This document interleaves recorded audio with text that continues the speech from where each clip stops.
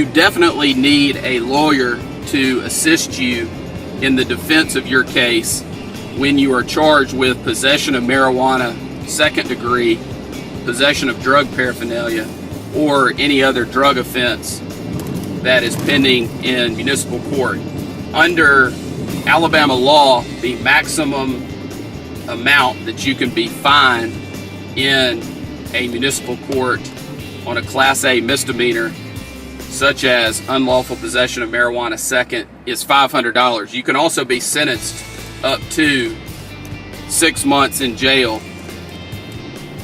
The issue with a conviction for possession of marijuana second degree is usually, for most people, related to the driver's license aspect. And your driver's license under the Code of Alabama will be suspended for 6 months if you are convicted of possession of marijuana second degree.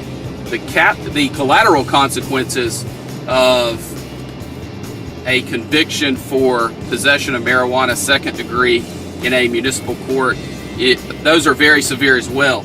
If you have a drug charge conviction, which is a conviction such as possession of marijuana second degree, the federal government will deny for a period of time your ability to obtain federal student aid to assist in your attending college.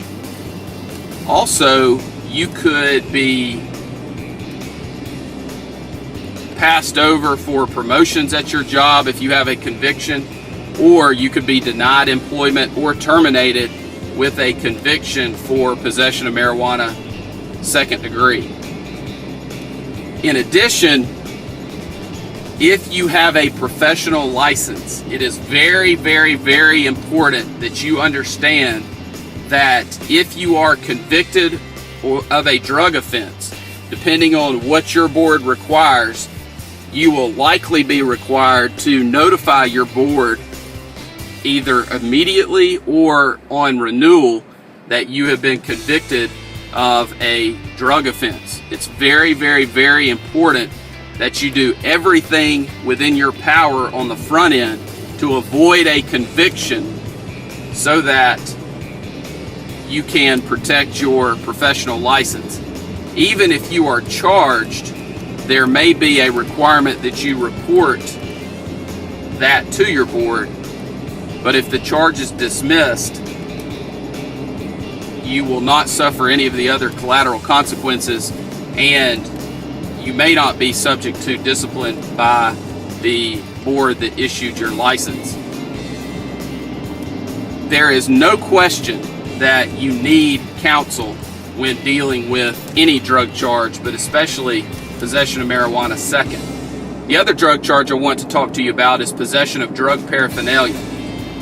On any traffic stop or any encounter with the police, if they find something that could be construed to be used to make or cultivate or use any type of drug, they can charge you with possession of drug paraphernalia.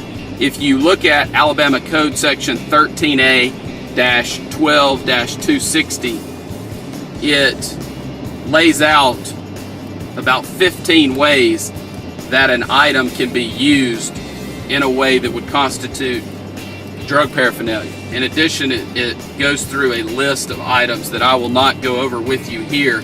The bottom line is, if you are charged with possession of drug paraphernalia and you feel like you are wrongfully charged, or the item was in your possession not for use as drug paraphernalia, then it is something that we need to be aware of so that we can bring that up through the negotiation process in an effort to settle the case, or through the trial process. It's important for you to understand that there are multiple options on resolving drug cases that help you to avoid a conviction. That is the goal in every single drug case, is to avoid a conviction for the charged offense.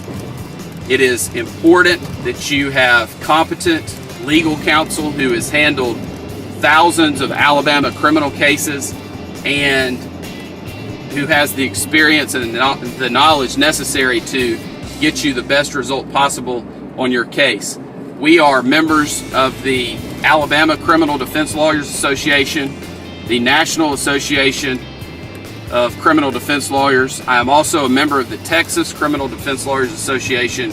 And those things are important because we are able to stay in touch with other lawyers around the country and also read and review publications about drug offenses and the defenses available. It's just very important that you have somebody who is knowledgeable and experienced in all aspects of the case, including the collateral consequences issue.